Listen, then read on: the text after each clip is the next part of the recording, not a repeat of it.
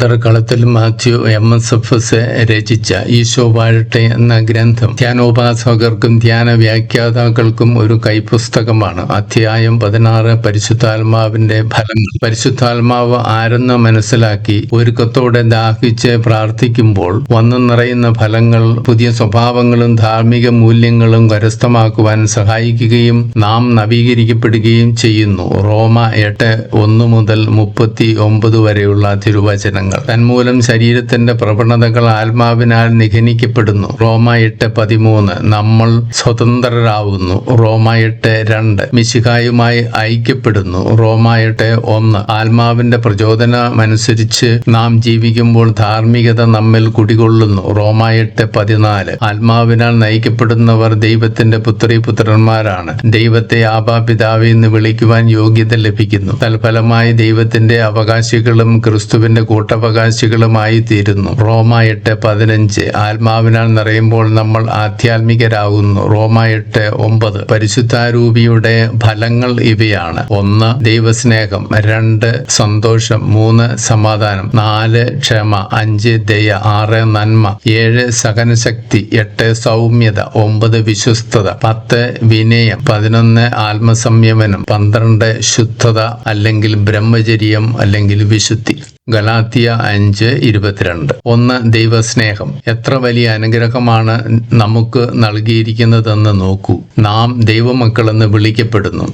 നാം അതാണ് താനും. 1 യോഹന്നാൻ 3:1. വലിയ ദൈവാനുഭവത്തിന്റെ ഉടമയാകുവാൻ ഭാഗ്യം കിട്ടിയ യോഹന്നാൻ അപ്പസ്തോലൻ ക്രൈസ്തവ വിളിയെക്കുറിച്ച് പ്രതിപാദിക്കുന്നു. ഭർത്താവിനെ സംശയിക്കുകയും ദാമ്പത്യ സ്നേഹം നൽകാതെ, മക്കളോടുള്ള ഉത്തരവാദിത്വം നിറവേറ്റാതെ, നിരാശയിലും സ്വാർത്ഥതയിലും പാപത്തിലും കഴിഞ്ഞിരുന്ന ഒരു സ്ത്രീ ധ്യാനത്തിന്റെ അവസരത്തിൽ ആത്മാവിനാൽ നിറഞ്ഞതിനാൽ സംശയരോഗവും വാശിയും വൈരാഗ്യവും ചാപല്യങ്ങളും ഉപേക്ഷിച്ച് മാനസാന്തരത്തിനായുള്ള തീരുമാനങ്ങൾ സ്വയം എടുത്ത് സ്നേഹത്തോടും സന്തോഷത്തോടും ഉത്തരവാദിത്വത്തോടും കൂടി കുടുംബ ദാമ്പത്യ സ്നേഹത്തിലേക്ക് തിരിച്ചു വന്നു. 1 കൊറിന്തോസ് 13. സ്നേഹം ഇല്ലാത്തതിനാലാണ് പല കുടുംബങ്ങളിലും വ്യക്തികളിലും മേഖലകളിലും പ്രശ്നങ്ങളും പ്രതിസന്ധികളും ഉടലെടുക്കുന്നത്. സ്നേഹം ക്ഷമിക്കും, ദയയുള്ളതാണ്, അസൂയപ്പെടുന്നില്ല, സ്വയം പ്രശംസിക്കില്ല, സ്വയം അഹങ്കരിക്കില്ല, അനുചിതമായി പെരുമാറില്ല, സ്വാർത്ഥം അന്വേഷിക്കില്ല, കോപിക്കില്ല, തിന്മ വിചാരിക്കില്ല, അധർമ്മത്തിൽ സന്തോഷിക്കില്ല, സത്യത്തിൽ ആനന്ദം കൊള്ളും, എല്ലാം സ്നേഹത്തെ പ്രതി സഹിക്കും,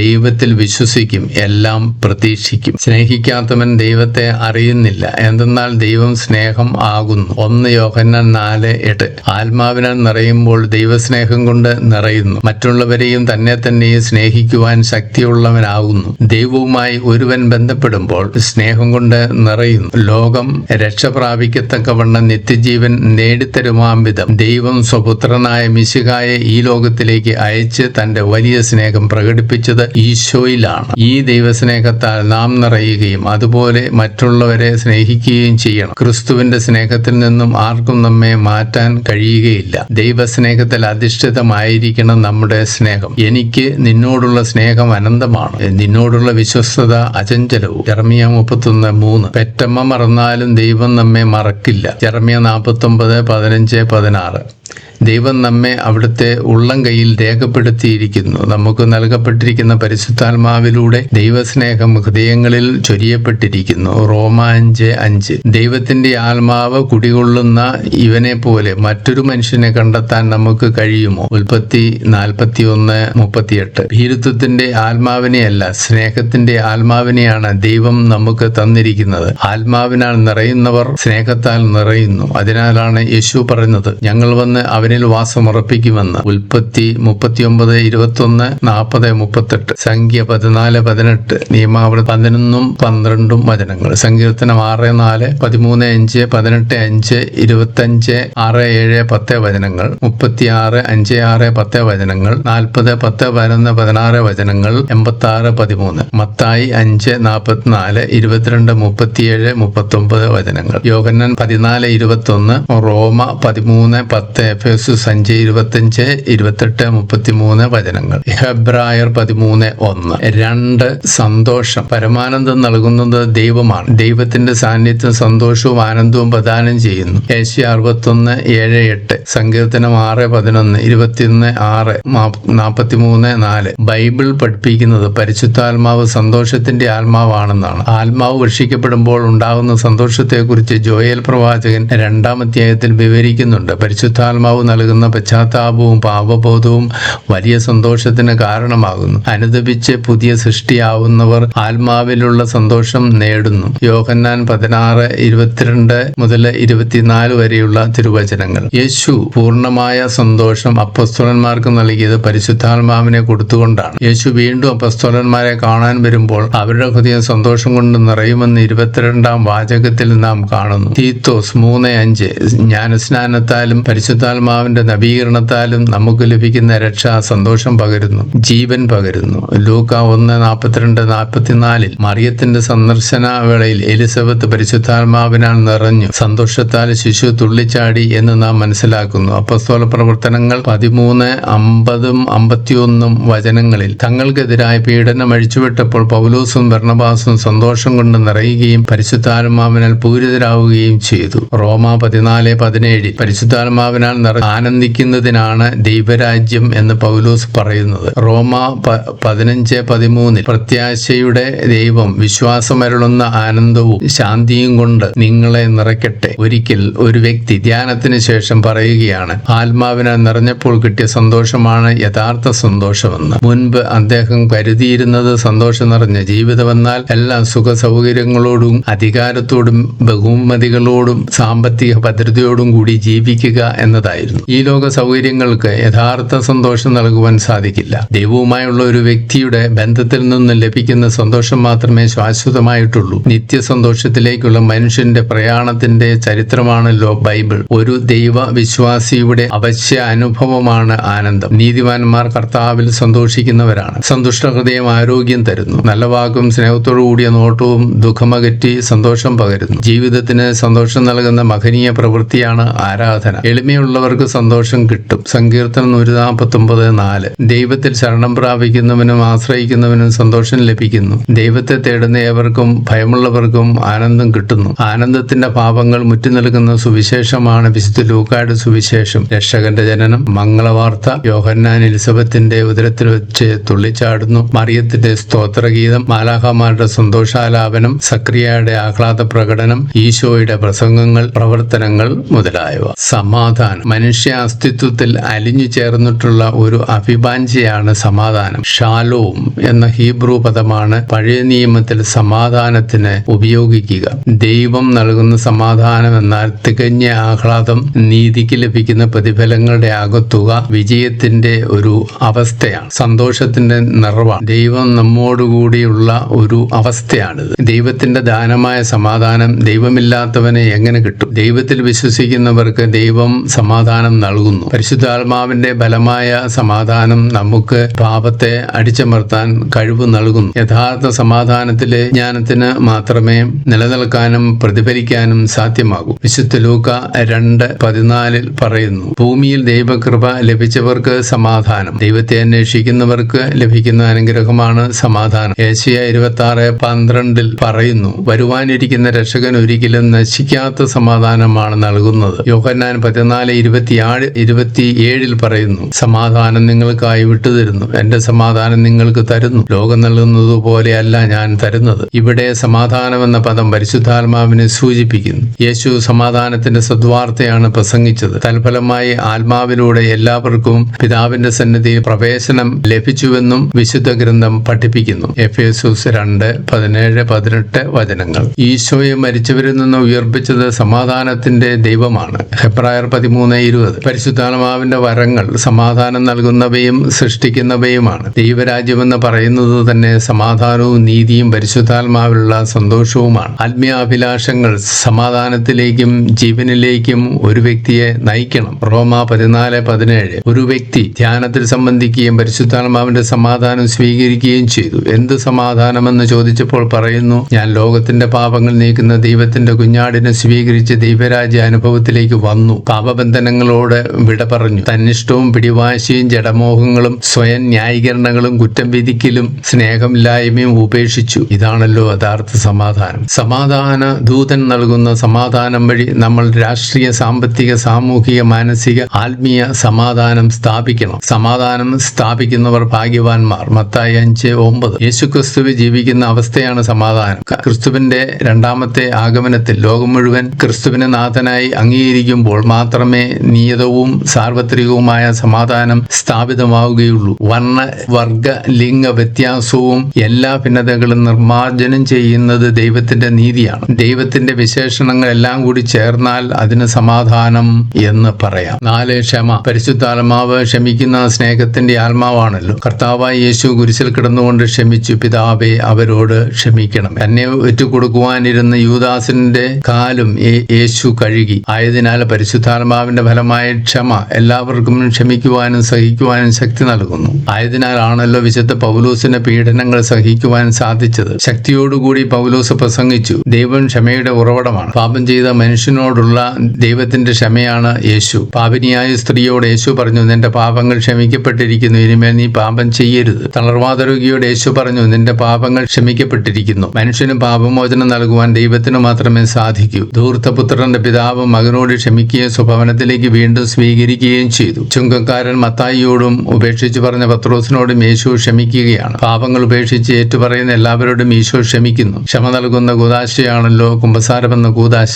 സ്വയം മാപ്പ് കൊടുക്കുവാൻ ഒരുവൻ പഠിക്കണം. വെറുപ്പും അസൂയയും അക്രമവും പാപങ്ങളൊക്കെയും ഉപേക്ഷിക്കുന്നവർക്ക് ക്ഷമിക്കുന്ന സ്നേഹം ലഭിക്കുന്നു. വിശുദ്ധ പത്രോസ് യേശുവിനോട് ചോദിക്കുന്നു, എത്ര പ്രാവശ്യം ക്ഷമിക്കണമെന്ന്? 7 പ്രാവശ്യമോ? 7 വീതം 70 പ്രാവശ്യമെന്ന് യേശു ഉത്തരമരുളുകയാണ്. അതായത് അതിരില്ലാത്ത ഉപാധികളില്ലാത്ത ക്ഷമയാണ് ആവശ്യം എന്ന് യേശു പറഞ്ഞു. കോപിക്കാതെയും പ്രകോപിപ്പിക്കാതെയും ഇരിക്കുന്നത് നല്ലതാണ്. അനുകമ്പയുടെയും രമ്യതയുടെയും സമാധാനത്തിന്റെയും ഫലമായി ക്ഷമിക്കുവാൻ കഴിയുന്നു. തന്നോട് തന്നെയും മറ്റുള്ളവരോടും ലോകത്തോടും ഉള്ള അംഗീകരിക്കലും ഉൾക്കൊള്ളലും ഒരുവനെ ക്ഷമയുടെ അനുഭവത്തിൽ കഴിയുവാൻ അനുവദിക്കുന്നു. മറ്റൊരു വിധത്തിൽ ക്ഷമയെന്ന പുണ്യം എല്ലാവരോടും എല്ലാറ്റിനോടുമുള്ള അനുരഞ്ജനമാണ്. വിശുദ്ധ ഫ്രാൻസിസ് സാലസ് പറയുന്നു, ക്ഷമാശീലം സഹിക്കുക എന്ന അർത്ഥത്തിൽ ആത്മരക്ഷ സാധ്യമാക്കുന്നുവെന്ന്. ക്ഷമയുള്ളവർ കഷ്ടതകളെ കുറിച്ച് ആവലാതിപ്പെടുന്നില്ല. 5.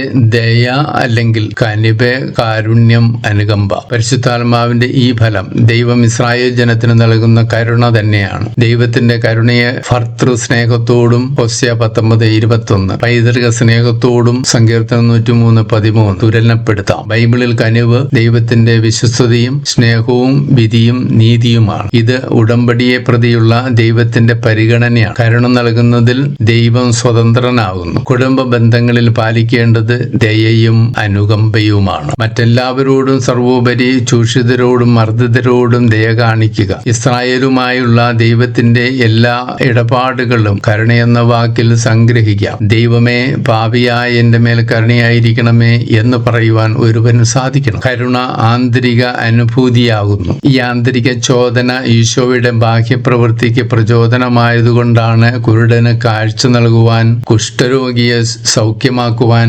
അജ്ഞർക്ക് അറിവ് നൽകുവാൻ, മൃതരെ ഉയർപ്പിക്കുവാൻ, വിശക്കുന്നവർക്ക് ഭോജനം നൽകുവാൻ, മനുഷ്യനെ അവന്റെ പാപങ്ങളോടും പരിമിതികളോടും കൂടി സമ്പൂർണ്ണ മനുഷ്യനാക്കുവാൻ യേശുവിന് കഴിഞ്ഞത്. വിശുദ്ധ ലൂക്ക 6:36 പറയുന്നു, നിങ്ങളുടെ പിതാവ് കരുണയുള്ളവനായിരിക്കുന്നത് പോലെ നിങ്ങളും കരുണയുള്ളവനായിരിക്കുവിൻ. കരുണയുള്ളവന്റെ മേൽ ദൈവത്തിന്റെ കരുണയുണ്ടാകും. കർത്തൃ പ്രാർത്ഥന. ബലിയല്ല, കരുണയാണ് ഞാൻ ആഗ്രഹിക്കുന്നത്.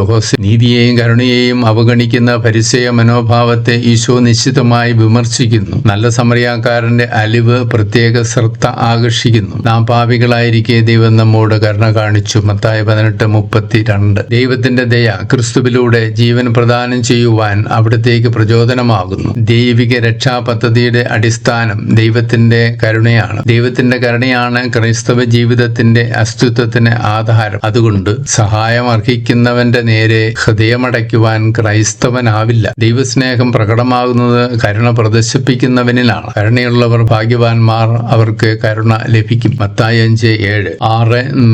നന്മ നിറഞ്ഞവളെ സ്വസ്തി എന്നാണ് ദൂതൻ മറിയത്തോട് പറഞ്ഞത്. ദൈവം തന്നെയാണ് നന്മ. ഹൃദയശുദ്ധിയുള്ളവർ ഭാഗ്യവാന്മാർ, എന്നാൽ അവർ ദൈവത്തെ കാണും. മത്തായി 5:8. ആന്തരിക വിശുദ്ധി നന്മയുടെ ഒരു അടയാളമാണ്. ധനവാന്റെയും ലാസറിന്റെയും ഉപമയിൽ ധനവാന്റെ പാപം നന്മയെന്താണെന്ന് അറിഞ്ഞിട്ടും അത് ചെയ്യാതിരുന്നു എന്നുള്ളതാണ്. വിശ്വാസികൾ നന്മ നിറഞ്ഞ ജീവിതം നയിക്കേണ്ടതാണ്. പരിശുദ്ധ അമ്മയിൽ നന്മ മാത്രമേ കാണുവാൻ സാധിക്കൂ. മറിയം വചനത്തെ സംഗ്രഹിക്കുകയും വചനത്താൽ നിറയുകയും ചെയ്തിരുന്നു. നന്മയുടെ എല്ലാ ഭാവങ്ങളും അമ്മയിൽ ഉണ്ടായിരുന്നു. പരിശുദ്ധാത്മാവ് നിറഞ്ഞ ഒരു അനുഭവമാണ് നന്മ നിറഞ്ഞ ജീവിതം. പരിശുദ്ധാത്മാവിനെ ലഭിച്ചപ്പോഴാണ് സാവുൾ പൗലോസായി മാറിയത്. ഒരുങ്ങാത്തവർക്ക് പരിശുദ്ധാത്മാവിനെ ലഭിക്കുകയില്ല. അകമേ ദാഹിക്കുന്നവർക്കാണ് പരിശുദ്ധാത്മാവിനെ ലഭിക്കുക.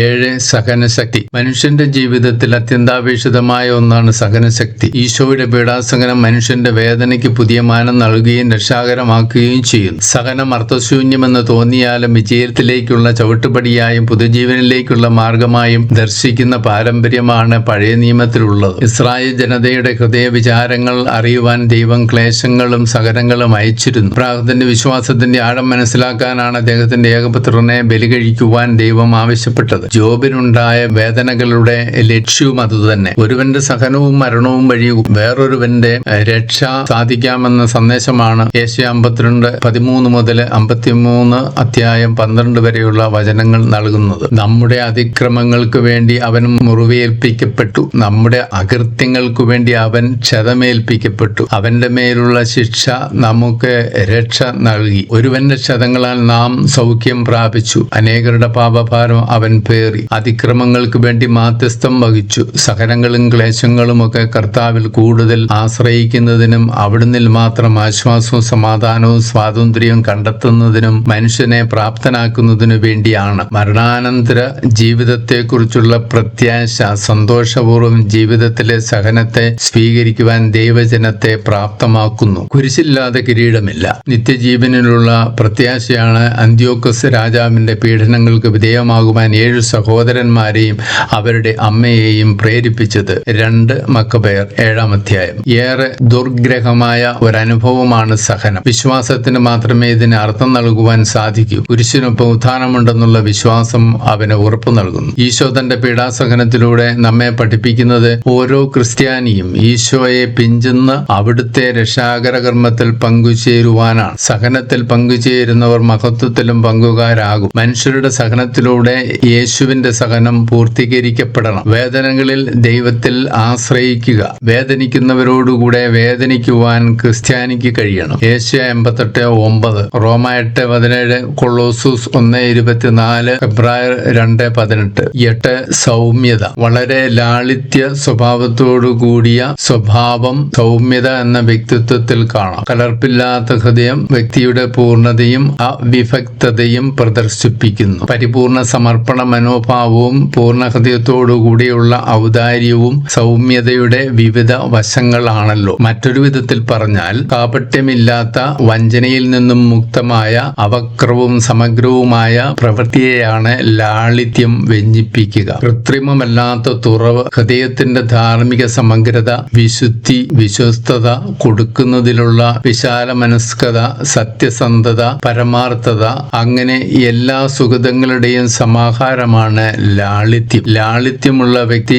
ആത്മാർത്ഥതയിലും വിനയത്തിലും നിറഞ്ഞ് സ്വാർത്ഥ താല്പര്യങ്ങളിൽ നിന്നും മുക്തി നേടിയിരിക്കും. റോമ 12:8. ഒരു ക്രൈസ്തവന്റെ അടയാളം വിശുദ്ധിയും സമഗ്രമായ വളർച്ചയുമാണ്. സൗമ്യത നമ്മുടെ ജീവിതത്തിൽ പ്രകടമാവണം. പ്രഭാഷകൻ 1:27, എഫേസ്യസ് 4:2, കൊളോസൂസ് 3:12, മത്തായി 11:29, സങ്കീർത്തനം 45:4, യാക്കോബ് 3:13. 9 വിശ്വസ്തത. വിശ്വസ്തത ഉടമ്പടിയുമായി അഭേദ്യമായി ബന്ധപ്പെട്ടിരിക്കുന്നു. സീനായി ഉടമ്പടിയിൽ ദൈവത്തിനും ജനങ്ങൾക്കും ഉണ്ടായത് പരസ്പര വിശ്വസ്തതയാണ്. നീതിയും സത്യസന്ധതയും പുലർത്തുന്നതാണ് വിശ്വസ്തത. ദൈവത്തിന്റെ വിശ്വസ്തത സ്നേഹം തന്നെയാണ്. പഴയ നിയമത്തിൽ വിശ്വസ്തതയുടെ ഉദാഹരണവും ദൈവത്തോടുള്ള മക്കളുടെ വിധേയത്വവുമാണ്. ദൈവത്തിന് കൽപ്പിക്കുന്ന ഒരു വിശേഷണമാണിത്. തന്റെ അസ്തിത്വത്തിന് മനുഷ്യൻ ദൈവത്തോട് കടപ്പെട്ടിരിക്കുന്നതിനാൽ സൃഷ്ടാവിനോട് വിശ്വസ്തതയും വിധേയത്വവും പുലർത്തുവാൻ അവൻ ബാധ്യസ്ഥനാണ്. ഉടമ്പടിയിൽ 2 കൂട്ടർക്കും വിശ്വസ്തത പുലർത്താനുള്ള കടമയുണ്ട്. എല്ലാവർക്കും അവശ്യമുണ്ടായിരിക്കേണ്ട ഗുണമാണ് വിശ്വസ്തത. ജോലിയിലും വിളിയിലും വിശ്വസ്തത കൂടിയേ തീരൂ. യഥാർത്ഥ സ്നേഹത്തിന്റെ ബഹിർസ്ഫുരണമാണ് വിശ്വസ്തത. വിവാഹത്തിലെ വിശ്വസ്തത പ്രധാനപ്പെട്ടതും അനിവാര്യ ഘടകവുമാണ്. 1 കൊറിന്തോസ് 7:1 മുതൽ, എഫേസ്യസ് 2:22 മുതൽ, 6:1 മുതൽ, 1 പത്രോസ് 3:1 1 മുതൽ, സങ്കീർത്തനം 59:10, 117:7, 83, 119, 160, സംഖ്യ 14:33, ഹബക്കൂക്ക് 2:4, സുഭാഷിതങ്ങൾ 2:22, യോഹന്നാൻ 12:17. 10 അടക്കം അല്ലെങ്കിൽ ആത്മനിയന്ത്രണം. വിശുദ്ധ ഫ്രാൻസിസ് സാലസ് പറയുന്നു, ആത്മനിയന്ത്രണമില്ലായ്മയും കാമാസക്തിയും അടക്കമില്ലായ്മയാണെന്ന്. വിവാഹിതരെ സംബന്ധിച്ചിടത്തോളം ചാരിത്രം ആവശ്യമില്ലെന്ന് സാധാരണ ജനങ്ങൾ ചിന്തിക്കുമെങ്കിലും അവർക്കത് അത്യാവശ്യമാണ്. ജഡിക സുഖങ്ങളിൽ വിവാഹിതർ മിതത്വം പാലിക്കേണ്ടതാണ്. എല്ലാവരും ബ്രഹ്മചര്യം പാലിക്കണമെന്ന് അദ്ദേഹം പറയുന്നു. എന്നാൽ അസാധാരണമായ ഒരു ലാളിത്യവും നൈർമല്യവുമുള്ള ചാരിത്രം കന്യകകൾക്ക് അത്യാവശ്യമാണ്. അടക്കമൊതുക്കമുള്ള ഒരു ജീവിതമാണ് ദൈവം മനുഷ്യനോട് ആവശ്യപ്പെടുക. പ്രഭാഷകൻ 26:15. വിശുദ്ധ ഫ്രാൻസിസ് സാലസ് വസ്ത്രധാരണത്തെക്കുറിച്ച് വളരെ പക്വമായ രീതിയിൽ സംസാരിക്കുന്നുണ്ട്. ഭക്തസ്ത്രീകളും പുരുഷന്മാരും ഉചിതമായ രീതിയിൽ വസ്ത്രധാരണം ചെയ്യണമെന്നും വിനയം, അടക്കം എന്നിവയാൽ അലങ്കൃതരായിരിക്കണമെന്നും വിശുദ്ധ പൗലോസ് ആഗ്രഹിക്കുന്നു. എളിമ, വിനയം, ഭക്തി എന്നീ ആന്തരിക ഗുണങ്ങൾ ഒരുവനുണ്ടാവണം. ലാളിത്യത്തിന്റെയും വിനയത്തിന്റെയും ഭാഗത്ത് എല്ലായ്പ്പോഴും ആയിരിക്കുക. Ephesus 4:19, 2 Timothy 1:7, 1 കൊറിന്തോസ് 7:9, സുഭാഷിതങ്ങൾ 13:13. 11 ആത്മസംയമൻ. ഹൃദയ ചലനങ്ങളുടെ രാജാവാണ് സ്നേഹം. എല്ലാ സ്നേഹവും സുഹൃത് ബന്ധമല്ല. വ്യർത്ഥവും കപടവുമെങ്കിൽ സുഹൃത് ബന്ധങ്ങൾ അപകടകാരികളാണ്. ഇന്ദ്രിയ നിഗ്രഹം ആത്മാവിന്റെ ഫലമാണ്. ലൈംഗിക സന്തോഷം മാത്രം അടിസ്ഥാനമാക്കിയുള്ള പങ്കുവയ്ക്കൽ അശുദ്ധമാണ്. സൗന്ദര്യ ദർശനം, മധുര ശബ്ദ ശ്രവണം, സ്പർശനം മുതലായ ഇന്ദ്രിയ സന്തോഷങ്ങളെ നിയന്ത്രിക്കുന്നത് ജീവിത വിശുദ്ധിക്ക് അത്യാവശ്യമാണ്. ഏത് ജീവിത ഘട്ടങ്ങളിലും സംയമനം പാലിക്കുവാനുള്ള കഴിവ് ദൈവം നൽകുന്ന ഒരു അനുഗ്രഹമാണ്. ആത്മസംയമനമുള്ള വ്യക്തി പ്രേമലീലാഭാസത്തെ പ്രോത്സാഹിപ്പിക്കില്ല. ആത്മനിയന്ത്രണമില്ലാത്ത വ്യക്തികൾ തങ്ങളുടെ പ്രേമ ചായ്വുകൾക്ക് അനുസൃതമായ വിധത്തിൽ സ്നേഹം കൊടുക്കുകയും സ്വീകരിക്കുകയും ചെയ്യുന്നു. വിശുദ്ധിയില്ലാത്ത എല്ലാ സുഹൃത് ബന്ധങ്ങളും തിന്മയാണ്, മഠയത്തരമാണ്, നിരർത്ഥകമാണ്. അവ സമയവും മാന്യതയും നഷ്ടമാക്കുന്നു. ബന്ധങ്ങൾ ബന്ധനമാവാതിരിക്കാൻ ആത്മനിയന്ത്രണം നല്ലതാണ്. ആത്മസംയമനം ഇല്ലാത്തവർ ധാരാളം പാപങ്ങൾ ചെയ്തു കൂട്ടുവാനിടയുണ്ട്. ഇന്ദ്രിയ നിഗ്രഹത്തിലൂടെ ആത്മാവിനെയും ഹൃദയത്തെയും വിശുദ്ധീകരിച്ച് ദൈവത്തിന് നൽകുവാൻ മനുഷ്യന് കഴിയുന്നു. ആത്മനിയന്ത്രണം സൽപ്രവർത്തികൾ ചെയ്യുവാൻ ഒരുവനെ ശക്തിപ്പെടുത്തുന്നു. ആത്മനിയന്ത്രണമില്ലാത്തവരെ പ്രലോഭനങ്ങളും സംശയങ്ങളും ദുർവിചാരങ്ങളും വേട്ടയാടുന്നു. ദൈവസ്നേഹവും ദൈവഭയവും ഒരുവന്റെ ജീവിതത്തിൽ നിന്ന് പുറത്താകുന്നത് ആത്മസംയമനമില്ലായ്മ മൂലമാണ്. 12 ശുദ്ധത അല്ലെങ്കിൽ വിശുദ്ധി അല്ലെങ്കിൽ ബ്രഹ്മചര്യം. ശുദ്ധിയുള്ളവ എന്നും മനുഷ്യനെ ആകർഷിച്ചിരുന്നു. ഈശോ പഠിപ്പിക്കുന്നു, വായിലേക്ക് പ്രവേശിക്കുന്നതല്ല വായിൽ നിന്ന് വരുന്നതാണ് ഒരുവനെ അശുദ്ധനാക്കുന്നത്. കാരണം വായിൽ നിന്നും വരുന്നത് ഹൃദയത്തിൽ നിന്നാണ് പുറപ്പെടുന്നത്. ദുശ്ചിന്തകൾ, കൊലപാതകം, പരസംഗം, പരദൂഷണം, വ്യഭിചാരം, മോഷണം, കള്ളസാക്ഷ്യം എന്നിവയെല്ലാം ഹൃദയത്തിൽ നിന്നും പുറപ്പെടുന്നു. മത്തായി 15:10-20 വരെ, മർക്കോസ് 7:14-23 വരെയുള്ള തിരുവചനങ്ങൾ. ശരീരത്തിന്റെ പരിശുദ്ധിയിലും ലൈംഗികതയുടെ വസ്തുനിഷ്ഠവും പരിശുദ്ധവുമായ ഉപയോഗത്തെക്കുറിച്ചും മനുഷ്യൻ ശ്രദ്ധാലുവായിരിക്കണം. വിശുദ്ധ പൗലോസ് പറയുന്നു, നിങ്ങളുടെ ശരീരങ്ങൾ ക്രിസ്തുവിന്റെ അവയവങ്ങളാണെന്ന് നിങ്ങൾക്ക് അറിഞ്ഞുകൂടെ. 1 കൊറിന്തോസ് 6:15. ശരീരത്തിന്റെ പ്രവണതകൾക്ക് വിധേയരാകരുതേ എന്ന് പൗലോസ് ഉപദേശിക്കുന്നു. 1 തെസ്സലോനിയൻസ് 4:4-8 വരെ, 1 കൊറിന്തോസ് 6:19, 20, 18 വചനങ്ങൾ. പുരോഹിതർ വസ്തുക്കളുമായി ബന്ധപ്പെടുന്നവരായതുകൊണ്ട് വിശുദ്ധരായിരിക്കണമെന്ന് നിഷ്കർഷിച്ചിരുന്നു. ലേവ്യർ 21:1. അശുദ്ധി മന്ത്രവാദിയിലൂടെയും ശകുനക്കാരൻ വഴിയും സംഭവിക്കാം. ലേവ്യർ 8:24, 19:31, 20:3, ജെറമ്യ 7:30, 32:24, എസെക്കിയേൽ 7:5. എല്ലാവരെയും വിശുദ്ധിയിലേക്കാണ് വിളിച്ചിരിക്കുന്നത്. എല്ലാ ദൈവവിളിയും വിശുദ്ധി പ്രാപിക്കുവാനാണ്. വിശുദ്ധ ഫ്രാൻസിസ് സാലസ് ബ്രഹ്മചര്യത്തിന്റെ ആവശ്യകതയെക്കുറിച്ച് ഭക്തിമാർഗം പ്രവേശികയിൽ 3-ാം ഭാഗം അധ്യായം 12 വളരെ ഭംഗിയായി വിവരിക്കുന്നു. ബ്രഹ്മചര്യം സുഗതങ്ങളുടെ ലില്ലിപ്പൂവാണ്. ഇത് മനുഷ്യരെ മാലാഖമാർക്ക് തുല്യരാക്കുന്നു. മനുഷ്യന്റെ ശുദ്ധത എന്ന് പറയുന്നത് ബ്രഹ്മചര്യമാണ്. നിഷ്കപടതയോടും മാന്യതയോടും കൂടിയ ജീവിതമാണ് വിശുദ്ധി. ശരീരത്തിനും ആത്മാവിനും നിർമ്മലത നൽകാത്തവയെ അശുദ്ധി എന്ന് വിളിക്കാം. നിയമാനുസൃതമായ വിവാഹത്തിലല്ലാതെ നമ്മുടെ ശരീരത്തിന്റെ യാതൊരു ലൈംഗിക സുഖവും അനുഭവിക്കുവാൻ ഒരിക്കലും അനുവാദമില്ല. വിവാഹത്തിൽ പോലും നിയോഗശുദ്ധി ഉണ്ടായിരിക്കണം. അനുവദനീയമല്ലാത്തതും തടയപ്പെട്ടതുമായ ഏതുതരം ലൈംഗിക സന്തോഷങ്ങളും ഉപേക്ഷിക്കുക എന്നത് ഈ പുണ്യത്തിന്റെ ആദ്യ ആദ്യപടിയാണ്. അനുവദനീയമെങ്കിലും ഉപയോഗശൂന്യമായവയെയും കഴിയുന്നിടത്തോളം നിയന്ത്രിക്കുക എന്നത് രണ്ടാമത്തെ പടിയാണ്. വിധവയ്ക്കും കന്യകകൾക്കും വിവാഹിതർക്കും എല്ലാവർക്കും ചാരിത്രം ആവശ്യമാണ്. ആനന്ദാനുഭൂതികളെ കുറിച്ചുള്ള ഭാവനകൾ കൂടുതൽ അശുദ്ധമായ ആകർഷണങ്ങൾക്ക് കാരണമാകുന്നതിനാൽ അവയെ നിയന്ത്രിക്കേണ്ടതാണ്. കാമാസക്തി കാട്ടുതീ പോലെയാണ്. എല്ലാവരോടും സമാധാനത്തിലും വിശുദ്ധിയിലും വർത്തിക്കുക. ഇവ കൂടാതെ ആർക്കും ദൈവത്തെ ദർശിക്കുവാൻ സാധ്യമല്ല. ഹെബ്രായർ 12:14. ഹൃദയശുദ്ധിയുള്ളവർ ഭാഗ്യവാന്മാർ, അവർ ദൈവത്തെ കാണും. മത്തായി 5:8 എന്നും രക്ഷകൻ അരുളി ചെയ്യുന്നു. വിഷയാസക്തികളുടെ എല്ലാ ചായ്വുകളിൽ നിന്നും ആകർഷണങ്ങളിൽ നിന്നും പിന്തിരിക അഭികാമ്യമാണ്. വിശുദ്ധ ഫ്രാൻസിസ് സാലസ് ഭക്തമാർഗ പ്രവേശികയിൽ അധ്യായം 14 പറയുന്നു, ഫിലോത്തയ, അനുചിതമായ രീതിയിൽ കളിയായോ സ്നേഹപൂർവമായോ ആരും നിന്നെ തൊടാൻ നീ അനുവദിക്കരുത്. ഇന്ദ്രിയങ്ങൾ വഴിയായും ഹൃദയത്തിന്റെ കാമചിന്തകളും ആഗ്രഹങ്ങളും വഴിയായും ചാരിത്ര്യം നഷ്ടപ്പെടാം. എഫേസ്യസ് 5:3 പറയുന്നു, നിങ്ങളുടെ ഇടയിൽ യാതൊരു അശുദ്ധിയുടെ പേരുപോലും കേൾക്കരുത്. ഭക്തന്റെ കൈകളും അധരങ്ങളും ചെവികളും കണ്ണുകളും ശരീരം മുഴുവനും ചാരിത്രശുദ്ധിയുള്ളതും നിർമ്മലവും പവിത്രവും ആയിരിക്കണം. അശ്ലീലരായിരിക്കുന്നതിൽ ലജ്ജയുള്ളവരെങ്കിൽ അശ്ലീലരായ വ്യക്തികളുടെ സഹവാസം അന്വേഷിക്കരുത്. പലപ്പോഴും വിശുദ്ധ കാര്യങ്ങളെപ്പറ്റി ചിന്തിക്കുകയും വായിക്കുകയും ചെയ്യുക. എന്തെന്നാൽ ദൈവവചനം വിശുദ്ധമാണ്. സങ്കീർത്തനം 119:9. ഇതിൽ ആനന്ദിക്കുന്നവർക്ക് അത് ശുദ്ധത നൽകുന്നു. അതിന് കാമവികാരത്തിന്റെ തീവ്രത കുറയ്ക്കുവാനുള്ള ശക്തിയുണ്ട്. യേശുക്രിസ്തുവിനോട് ചേർന്ന് നിൽക്കുകയും യേശുവിന്റെ ഹൃദയത്തിൽ വിശ്രമിക്കുകയും ചെയ്യുക. പ്രഭാഷകൻ 26:15, തിത്തോസ് 2:5, ലേവ് 11:44-19, 2. Live Jesus.